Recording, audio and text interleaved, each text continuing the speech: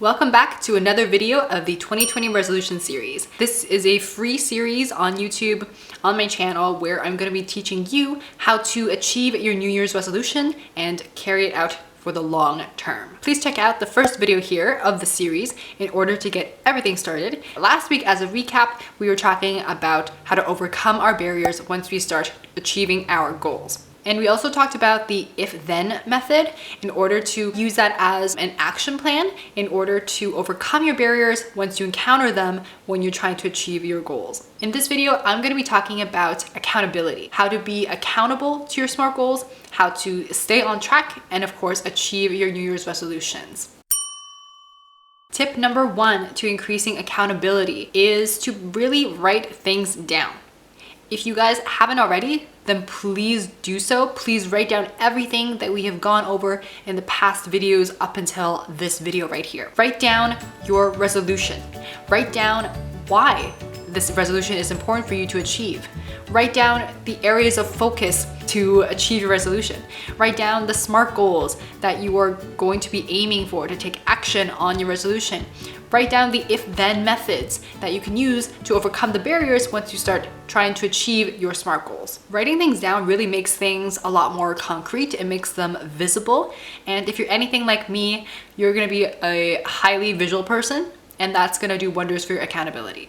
And also when you write something down, your brain registers this as something that's important to you. It's gonna unconsciously look around for opportunities and methods and ways for you to achieve your goals. A study was done in Dominican University of California where they split participants up into groups.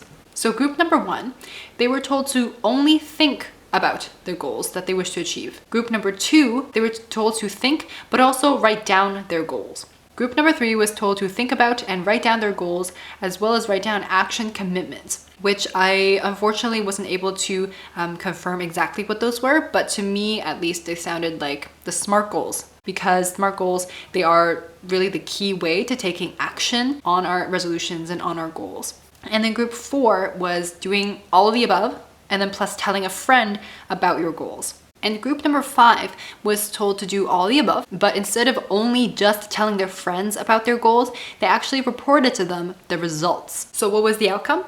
Well, in group 1, where they were only told to think about their goals, only 43% of the participants either achieved their goals or kind of achieved halfway. And in group 4, where they were told to not only think of their goals, they were told to write them down, make action commitments, and also tell a friend about it. 62% of those participants achieved their goals or at least got through halfway into achieving them. Tip number 2 to increasing accountability and keeping yourself on track is to get organized. Basically, know what you need to accomplish. Now, this is kind of a play off of tip number 1, but this is really making it follow your everyday life instead of just, oh yeah, I do have a SMART goal that says this. You might find that writing down day-to-day lists or tasks that you have to do, or maybe getting a whiteboard in your room or in your office just to write down all the deadlines or tasks that you have for that day or for that week is really gonna help you get a sense of what you need to do and then plan out your day in detail in order to get those things done. For example, if your goal is to exercise more, then for today, you can write down, lay out your exercise clothes for the following day. And then for the to-do list the next day, you can write down the actual exercises that you were planning to do. Tip number 3 to keeping yourself accountable to your goals and also keeping yourself on track is to use a sort of tracker. For example, I use a habit tracker directly built into my planner that I currently use every single day. And I basically just tick off the boxes that indicate the day on the line of the habit that I want to track. And this is an extremely useful tool for you if you need to see visually what you still need to do. Once you check off that box, it kind of gives you, or at least it gives me, a very nice feeling of accomplishment, I guess. So you guys can definitely for sure find sort of a habit tracker or maybe just create your own that's similar to this one. If you want to specifically use this type of planner, you can check it out down below in the description box. I actually find this planner to be very useful to get organized. Not only does it have the habit tracker, but it also has kind of a month in a view to see the bigger picture of the entire month, different specific days for you to actually write down your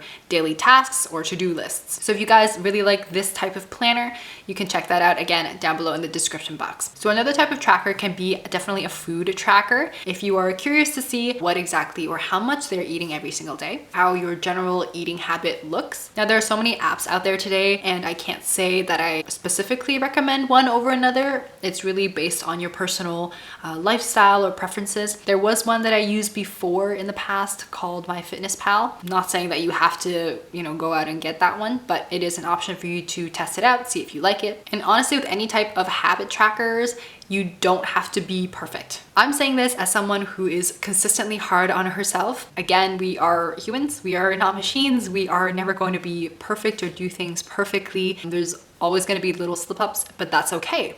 The key is really consistency, to keep going despite these slip-ups so that you can continue to make this a lifelong habit. Tip number 4 to being accountable is to include others. If your friends and family have the same goals as you, reach for them together and provide accountability for each other. You will always have someone to talk to about your resolutions, about your SMART goals, whether or not they're good for you. You can brainstorm together, problem solve together, come up with if-then solutions together, share your successes, share your failures, and also give gentle reminders and nudges to each other when you most need it. So do you remember that study I mentioned just a little bit earlier in this video?